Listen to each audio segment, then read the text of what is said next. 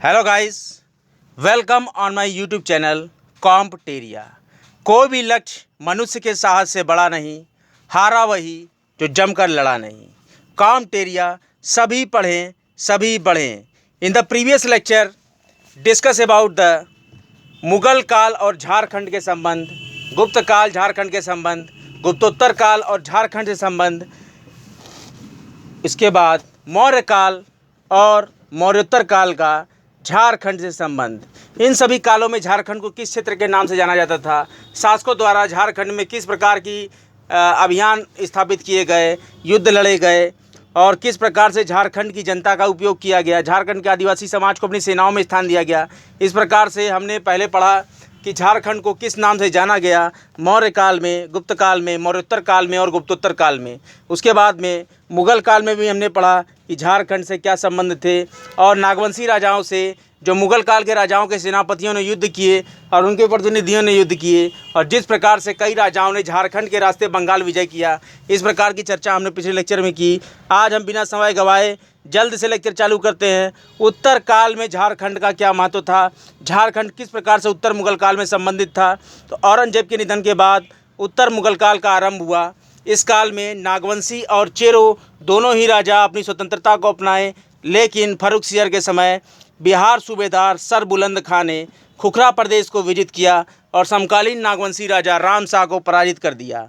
राम शाह के निधन के बाद यदुनाथ शाह शासक बना और मुगलों के भय से दोईसा की जगह पालकोट को अपनी राजधानी बना ली। उत्तर काल में ही झारखंड में मराठा सेनापति भास्कर राव पंडित ने झारखंड पर आक्रमण कर दिया और मराठों का आक्रमण नागवंशी शासक श्याम सुंदर नाथ शाह के काल से आरंभ हो गया। इतिहासकार J.H. हैविट कहते हैं कि भोसले परिवार की राजधानी नागपुर के आधार पर ही खुखरा प्रदेश को छोटा नागपुर कहा जाने लगा। तो बहुत इंपॉर्टेंट टॉपिक 7 JPSC-PT के लिए ध्यान दीजिएगा। इतिहासकार J.H. हैविट ने कहा है कि भोसले परिवार की राजधानी नागपुर के आधार पर ही खुखरा प्रदेश को छोटा नागपुर कहा जाने लगा। आप जानते हैं कि मुगल काल में खुखरा प्रदेश के नाम से झारखंड को जाना जाता था। इस प्रकार से उत्तर मुगल काल में हिदायत अली खान ने हुसैनाबाद एवं हैदर नगर की स्थापना भी की थी और सन 1740 में बंगाल के सूबेदार अलीवर्दी खां के समय हिदायत अली खान ने रामगढ़ राजा विष्णु सिंह को पराजित करके रामगढ़ क्षेत्र से लगान की वसूली करना शुरू कर दिया था।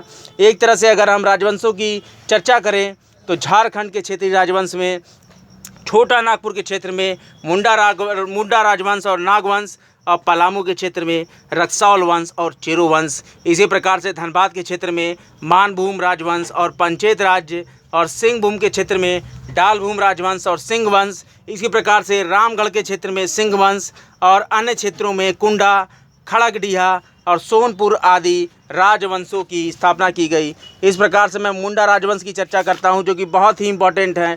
मुंडा राजवंश के बारे में जानते हैं कि झारखंड में मुंडा जनजाति का प्रवेश 620 में माना जाता है और मुंडा जनजाति को स्थानीय जनजाति असुर, बिरहोर, बिरजिया से संघर्ष करना पड़ा था। इसमें सफल होने के बाद मुंडाओं ने अपने जनजातीय शासन पद्धति को जन्म दे दिया, जिसे खुटकटी प्रथा या परहा पंचायत प्रथा कहा जाता है। मैंने बताया था पिछले लेक्चर में, मुंडा झारखंड के प्रथम जनजाति थे जिन्होंने राज्य निर्माण की प्रक्रिया को आरंभ किया था और इसी जनजाति के प्रसिद्ध आदि पुरुष ऋषा मुंडा ने राज्य निर्माण की प्रक्रिया शुरू की और अपने द्वारा स्थापित राज्य का नाम सुतिया नागखंड रखा। बहुत ही इंपॉर्टेंट क्वेश्चन JPSC-PT के लिए। इस राज्य के प्रथम राजा सुतिया पाहान को नियुक्त किया गया है और राज्य को इन्होंने 7 गढ़ और 21 परगनाओं में विभाजित किया था। इन 7 गढ़ का नाम मैं क्रमशः लेता हूं और आधुनिक समय में झारखंड के किस क्षेत्र को इस गढ़ के नाम से जाना जाता है, ये बहुत ही इंपॉर्टेंट टॉपिक है, क्योंकि 7 JPSC-PT और मेंस में और JSSC के सारे एग्जाम से पूछे जाएंगे। तो रिमाइंड कीजिए इस चीज़ को। लोहागढ़ जो था वो लोहरदगा को कहा जाता है। पालुनगढ़ जो पलामू को बोलते हैं, सिंहगढ़ सिंहभूम को बोलते हैं, मानगढ़ धनबाद को बोलते हैं और सुरगुजागढ़ छत्तीसगढ़ को बोलते हैं। जो छत्तीसगढ़ का सुरगुजा जिला है उसी को सुरगुजागढ़ बोलते हैं। और छठा गढ़ था कौशलगढ़ और 7वां गढ़ था हजारीबाग। तो मैं फिर से रिपीट कर देता हूं क्योंकि बहुत इंपॉर्टेंट क्वेश्चन है। गढ़ों के नाम में जो सुतिया पाहन का राज्य 7 गढ़ में विभाजित था, उसमें पहले गढ़ का नाम है लोहागढ़, दूसरा पालुनगढ़, तीसरा सिंहगढ़, चौथा मानगढ़, 5वां सुरगुजागढ़, छठा कौशलगढ़ और 7वां हजारीबाग। सुतिया पाहन के उत्तराधिकारी राजा मदरा मुंडा हैं और मुंडा राजवंश का अंतिम राजा भी इनको कहा जाता है। मदरा मुंडा का कोई अपना प्राकृतिक उत्तराधिकारी नहीं था। इन्होंने ही फड़ी मुकुट राय को गोद लिया था और फड़ी मुकुट राव द्वारा स्थापित ही राजवंश का नाम था नागवंश राज। तो बहुत ही इंपॉर्टेंट क्वेश्चन है, इसको ध्यान रखिएगा। अब दूसरे वंश की जो स्थापना होती है वो नागवंश में। तो नागवंश का जैसे मैंने आपसे डिस्कस किया कि नागवंश में सबसे पहले फड़ी मुकुट राय की चर्चा करते हैं। नागवंश के संस्थापक फड़ी मुकुट राय थे। उन्होंने नागवंश का आदि पुरुष भी कहा जाता है और 64 एडी यानी कि प्रथम सदी में नागवंशी राजा की स्थापना की और सुतियांबे को राजधानी बनाया था। इनका विवाह पंचेत राज्य के गोवंशी क्षत्रियों के यहाँ हुआ था और पंचेत राज्य की सहायता से इन्होंने क्योंझर राज्य को पराजित करके अपने अधीन कर लिया था और अपने शासनकाल में बाहरी लोगों को झारखंड क्षेत्र में आने के लिए इन्होंने निमंत्रण भेजा और बनारस से आए भावराय श्रीवास्तव, बहुत इंपॉर्टेंट, बनारस से आए भावराय श्रीवास्तव को अपना दीवान नियुक्त किया था। इस कारण से झारखंड की संस्कृति में पहली बार गैर आदिवासी समाज, सतान और मूलवासी का विस्तारीकरण हो गया फड़ी मुकुट राय के समय। फड़ी मुकुट राय ने सुतियांबे में एक सूर्य मंदिर का भी निर्माण कराया था। इसके अलावा ये जगन्नाथपुरी से आने वाले एक पंडे के द्वारा ठाकुरबाड़ी में एक मूर्ति की स्थापना भी करवाई और उस पंडे को शोरंदा एवं महुगांव नामक ग्राम देकर यहाँ बसा दिया। फड़ी मुकुट राय ने नागवंश का स्थापना काल के बारे में जानते हैं तो नागवंश वाली आदि के अनुसार कली संवत 3165 तदनुसार 121 विक्रमाशाब्द यानी कि 64वीं ईस्वी में यहाँ नागवंशियों का प्रवेश हुआ। संवत 1844 में द्रिपनाथ शाहदेव द्वारा दिए गए उल्लिखित कुर्सीनामा के अनुसार उस समय 57वीं पीढ़ी चल रही थी और शासन अवधि की 1704 वर्ष बीत रहे थे और नागवंशी राजाओं का राज्यारंभ 1844 से 1704 को घटा दे तो 140 संवत यानी कि 83 ईस्वी में इनका काल हुआ था। और ऐतिहासिक स्रोतों के अनुसार माने तो फड़ी मुकुट राय 19 वर्ष की अवस्था में ही राजा बन गए थे। ऐसे में उनका जन्म 64वीं सन में हुआ, ईस्वी सन में हुआ। इसी कारण कि नागवंश की स्थापना को कहीं कहीं पर 64वीं सन प्रथम सदी में भी दर्शाया गया है।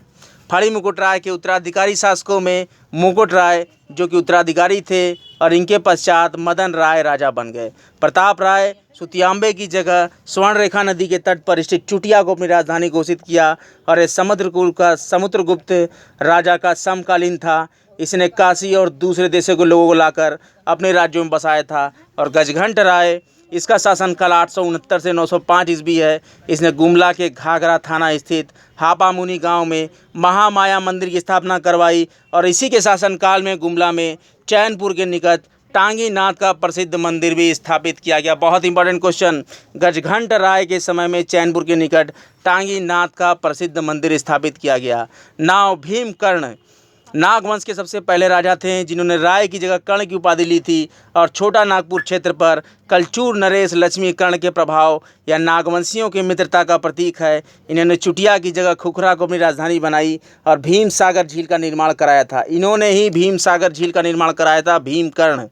इन्होंने सुरगुजा यानी कि पलामू के है वंशी रक्सौल राजा के साथ बरवा का युद्ध लड़ा था जो कि बहुत ही इंपॉर्टेंट युद्ध है, जिसमें रक्सौल राजा पराजित हुए और भीमकर्ण ने रक्सौल क्षेत्र में लूटपाट किया और वासुदेव राय की एक मूर्ति भी प्राप्त की थी। नावद शिवदास कर्ण, इनका शासनकाल 1367 से 1389 के बीच है और इस समय गुमला के घाघरा स्थित हापा मुनि मंदिर में भगवान विष्णु की प्रतिमा प्रसिद्ध मराठा ब्राह्मण और राजगुरु सियानाथ देव की सहायता से इन्होंने स्थापित कराया था। इसके बाद नंबर था प्रताप कर्ण का। ये लोधी वंश के समकालीन राजा थे। इनके शासनकाल में नागवंशियों के अधीन रहने वाले तमाड़ के घटवाल राजाओं ने विद्रोह कर दिया था और नागवंशियों की राजधानी खुखराभड़ को घेर कर प्रताप राय को बंदी बना लिया। ऐसी स्थिति में खैरागढ़ के खरवार सरदार बागदेव की सहायता से इन्होंने घटवालों को भी पराजित कर दिया और विजय पश्चात प्रतापगढ़ ने बागदेव को कर्णपुरा परगना का राजा बनाया, जिसे रामगढ़ राजवंश की नींव पड़ गई। तो वही रामगढ़ राजवंश की नींव वहाँ से पड़ी है कि बागदेव को जो कर्णपुरा परगना का राजा बनाया तो वही रामगढ़ राजवंश है।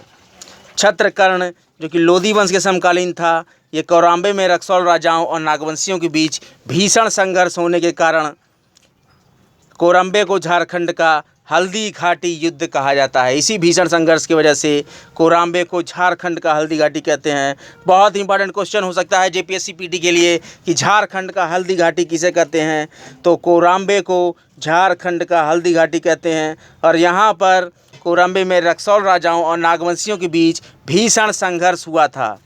1473 ईस्वी में छत्रकर्ण ने गुमला के कोराम्बे में विष्णु की मूर्ति भी स्थापित की थी। इसके बाद जहांगीर का समकालीन दुर्जन शाह दोईसा को अपनी राजधानी बनाया और तीनों ओर पहाड़ों से और एक ओर दक्षिण कोयल नदी से घिरा हुआ दोईसा, साथ ही यहाँ कई सुंदर भवन नवरत्नगढ़ महल निर्मित कराया गया। ये महल 5 मंजिले थे। महल के चारों ओर गहरी खाई थी जिसमें जल भरा रहता था और महल की लंबाई चौड़ाई 42 मीटर और इसकी दीवार 33 इंच मोटी थी। इस महल में वह मुगलों की भांति झरोखा दर्शन भी देता था और ये हीरे के पारखी व्यक्ति थे। जहांगीर के सेनापति इब्राहिम खान ने इसको पराजित करके 11 वर्ष तक बंदी बना लिया और बाद में 6000 रुपये वार्षिक कर देने के बाद इनको कर मुक्त कर दिया और इन्हें शाह की उपाधि भी दी। हालांकि शाह की उपाधि हीरे की पारखी होने के कारण दुर्जन शाह को मिली थी। इसके बाद एनी शाह का काल है। इन्होंने 1691 में रांची के जगन्नाथपुर में प्रसिद्ध जगन्नाथ मंदिर का निर्माण कराया था और साथ ही स्वर्णरेखा नदी के समीप सतरंजी में अपनी नई राजधानी स्थापित की थी। फिर औरंगजेब के समकालीन रघुनाथ शाह थे। इन्होंने अत्यंत धार्मिक और दानी स्वभाव के थे और इन्होंने रांची में बोड़ैया में मदन मोहन मंदिर और रांची के चुटिया में बहुत ही फेमस राम सीता मंदिर का निर्माण कराया और राम सीता मंदिर के निर्माण में हरि ब्रह्मचारी ने मुख्य भूमिका निभाई थी। इसके बाद उदयनाथ शाहदेव इन्होंने पालकोट की जगह रातूगढ़ को राजधानी बनाया। रातूगढ़ नागवंशी राजाओं की अंतिम राजधानी और क्रम से अगर देखें तो 8वीं राजधानी थी। और चिंतामणि शरणनाथ शाहदेव नागवंश के अंतिम राजा हुए थे जो कि आज़ादी के बाद जमींदारी उन्मूलन प्रक्रिया के तहत इनके राजवंश का अंत कर दिया गया था। नागवंशी राजाओं की बात करें तो इनकी राजधानियां और क्रम को हम क्रमशः देख सकते हैं। सबसे पहले सुतियांबे राजधानी थी फड़ी मुकुट राय की, जिनका शासन वर्ष 64 से 458 एडी तक था। और चुटिया जो राजधानी थी वो प्रताप राय की थी, जिनका कार्यकाल 307 से 334 एडी था। और खुखरा जो राजधानी थी वो भीमकर्ण की थी 1079 से लेकर 1113 एडी तक। और दोईसा जो राजधानी थी वो दुर्जन शाह की 1514 से 1532 एडी। और सतरंजी जो राजधानी थी वो एनी शाह की थी। और पालकोट जो राजधानी यदुनाथ शाह की, जिनका कार्यकाल 1707 से 1725 एडी। और पालकोट भौरा जगन्नाथ शाहदेव की राजधानी जो कि 1821 से 1868 एडी तक शासन किए। और रातूगढ़ जो फेमस जगह है ये राजधानी थी उदयनाथ शाहदेव की, जिन्होंने 1868 से लेकर 1959 एडी तक शासनकाल किया। अब हम यहाँ पे चर्चा करते हैं कि पलामू में जो रक्सौल वंश था उसकी क्या विशेषताएं थी, किसने शासन किया, किस प्रकार से शासन चला। तो पलामू में स्थापित होने वाला पहला राजवंश रक्सौल, ये अपने आप को राजपूत कहते थे, जिनमें देवगढ़ और कुंडेलवा 2 तरह के थे। इनकी राजनीतिक गतिविधियां केंद्र पलामू से ज़्यादा छत्तीसगढ़ के सरगुजा क्षेत्र में फैली हुई थी। और रक्सौली के समय कोरवा, गोंड, खरवार जनजातियां भी बहुत थी और इसमें सर्वाधिक संख्या खरवार थे। और इस समय खरवार राजा का नाम प्रताप धवल है, जो कि 16वीं सदी में चेरो राजाओं ने रक्सौल को पराजित कर दिया और पलामू क्षेत्र पर अपना आधिपत्य कायम कर लिया था। अब पलामू के चेरो वंशों की चर्चा करें तो उदय मुख्य रूप से पलामू क्षेत्र में हुआ चेरो वंश का, और इन्होंने रक्सौल वंश को पराजित कर दिया और उस क्षेत्र पर अपना प्रभुत्व कायम कर लिया। इन चेरो राजवंश का इतिहास मुगलों के इस्लामीकरण के विरुद्ध सशस्त्र विद्रोह के रूप में देखा जाता है और आधुनिक पलामू के निर्माता होने का श्रेय चेरो वंश को ही जाता है। इनमें जो बहुत ही प्रतापी राजा थे इनके बारे में चर्चा करने जा रहा हूँ। भगवत राय, ये इन्होंने चेरो वंश की स्थापना की थी। पलामू में चेरो वंश की स्थापना भगवत राय ने की थी। और महाराज चेरो ने शेरशाह के सेनापति ख्वास खा चेरो के ऊपर आक्रमण कर दिए और चेरो राजाओं को पराजित करके इनका सुप्रसिद्ध सफ़ेद हाथी, जिसका कि नाम श्याम सुंदर था, उनको अपने साथ लेते गए। अनंत राय के समय जहांगीर के सेनापति अफजल खान ने चेरो राजाओं के खिलाफ सैन्य अभियान किया था। और सावल राय के शासनकाल में चेरो वंश का व्यापक विस्तार हुआ और चेरो राज्य सड़क आजम, जिसको जीटी रोड कहते हैं, हजारीबाग से चौपारण तक विस्तृत हो गया और सावल राय को बाद में गिरफ्तार करके शेर के पिंजड़े में बंद कर दिया गया और उनकी मौत दर्दनाक हुई। प्रताप राय बहुत ही प्रतापी थे। ये चेरो वंश के शक्तिशाली राजा थे। ये शाहजहाँ के समकालीन थे। इन्होंने पुराना पलामू किला का निर्माण कराया और 1642 ईस्वी में प्रताप राय को मुगल सूबेदार शाइस्ता खान ने पराजित करके 80,000 रुपये लगान वसूल कर लिया। और फिर 1644 ईस्वी में मुगलों से संधि हो गई थी। फिर प्रताप राय को 1,000 मनसब प्रदान किया गया और बदले में प्रताप राय ने मुगलों को 1 करोड़ दाम की वार्षिक रकम देना स्वीकार कर लिया था। इसके बाद तेज राय जो कि शाहजहाँ के समकालीन थे, शाहजहाँ के सेनापति शाइस्ता खान ने इनको पराजित कर दिया। और मेदिनी राय जिनका कि इतिहासों में बहुत ज़्यादा वर्णन है, ये चेरो वंश के महानतम शासक थे। इनका शासनकाल 1658 से 1674 ईस्वी था। ये औरंगजेब के समकालीन थे और इन्होंने नया पलामू किले का निर्माण कराया था। बहुत इंपॉर्टेंट क्वेश्चन है, नया पलामू किले का निर्माण मेदिनी राय ने कराया था। इनके शासनकाल में चेरो राजवंश को स्वर्ण युग कहा जाता है। चेरो राजवंश का स्वर्ण युग मेदिनी राय के शासनकाल को कहा जाता है। इसके साथ ही मेदिनी राय को न्यासी राजा भी कहते हैं। और मेदिनी राय ने नागवंशी राजा रघुनाथ शाह के समय उसकी राजधानी धोईसा पर भी आक्रमण कर लिया था और नवरत्नगढ़ का विशाल प्रस्तर दरवाज़ा उखाड़कर अपने पलामू के किले में लगवा लिया, जिसको कि आज के समय में नागपुर दरवाज़ा के नाम से जाना जाता है। तो ये वही नागपुर दरवाज़ा है, इसको मेदिनी राय ने उखाड़ के अपने किले में लगवा लिया है। इनके शासनकाल में आर्थिक संपन्नता थी। अब पलामू में पशुपालन के विकास के कारण एक कहावत प्रचलित हुई है कि धनी धनी राजा मेदनिया, घरे घरे बाजे है मथनिया। 1660 में औरंगजेब सेनापति दाऊद खान मेदिनी राय को पराजित कर दिया और इसके बाद मेदिनी राय सुरगुजा भाग गया और दाऊद खान पलामू के दिलों किलों पर अधिकार करके पुराने किले में 1662 ईस्वी में एक मस्जिद का निर्माण कर दिया। और मेदिनी राय ने मुगलों के व्यापक दबाव के बावजूद इस्लाम धर्म ग्रहण करने से इनकार कर दिया। और जब औरंगजेब का पलामू फौजदार मनकली खां वापस आया तो उन्होंने पलामू पर पुनः अधिकार कर लिया। इसी अभियान के दौरान कुंडा के राजा चुन राय ने इस्लाम धर्म स्वीकार कर लिया तो चेरो राजाओं ने उसकी भी हत्या कर दी। चेरो राजा जो थे वो इस्लाम किसी भी कीमत पे स्वीकार नहीं किए और जब इनके कुंडा के राजा चुन राय ने इस्लाम स्वीकार किया तो चेरो राजाओं ने चुन राय की भी हत्या कर दी। अब हम साहब राय के बारे में चर्चा कर लेते हैं। ये मुग़ल कालीन पुस्तक आलमगीर नामा और पातशाहनामा में इनका वर्णन है कि 1660 में औरंगा का युद्ध औरंगजेब सेनापति दाऊद खां और साहब राय के बीच लड़ा गया था। इसमें साहब राय पराजित हुए और जंगल में शरण ले लिए। रंजीत राय की बात करें तो मुग़ल सूबेदार इब्राहिम खान ने 1,40,000 वार्षिक कर के बदले पलामू की गद्दी पर इनको बैठाया था और इनके चचेरे भाई जय किशन ने इन्हें पदच्युत कर दिया था। जय किशन राय की बात करें तो रामगढ़ के राजा दलेल सिंह के साथ मिलकर इन्होंने नागवंशियों से टोरी का क्षेत्र जीत लिया, लेकिन दलेल सिंह रंजीत राय के परिवार को संरक्षण देने के कारण जय किशन ने रामगढ़ पर आक्रमण कर दिया और दलेल सिंह मारे गए। अब हम सबसे भी महत्वपूर्ण राजवंश जो कि धनबाद में था, मानभूम का मान वंश के बारे में चर्चा करने जा रहे हैं। हजारीबाग से प्राप्त दूध पानी शिलालेख से मानभूम राजवंश का इतिहास मिलता है और 14वीं सदी में धनबाद में कवि गंगाधर राय द्वारा लिखा गया गोविंदपुर शिलालेख में धनबाद मानभूम राजवंश की पुष्टि होती है। इस अभिलेख के अनुसार मान राजवंश मानभूम और हजारीबाग क्षेत्र में फैला हुआ था।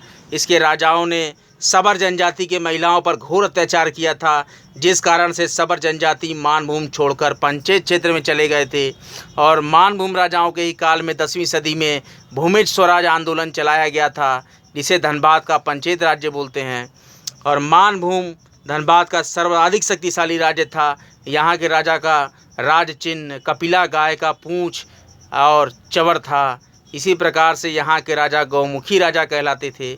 मानभूम के राजा गौमुखी राजा कहलाते थे, जिनका राज चिन्ह कपिला गाय का पूंछ या तो चवर था, जो कि उसी से बनता है। इस प्रकार से मध्यकाल में पंचेत राजा वीरनारायण सिंह को मुगलों द्वारा पराजित कर दिया गया और मुगलों के कर वृद्धि और तबाही के कारण पंचेत राजाओं ने अधिक दुर्गम और सुरक्षित स्थान के तौर पर झालदा में अपनी राजधानी बना ली।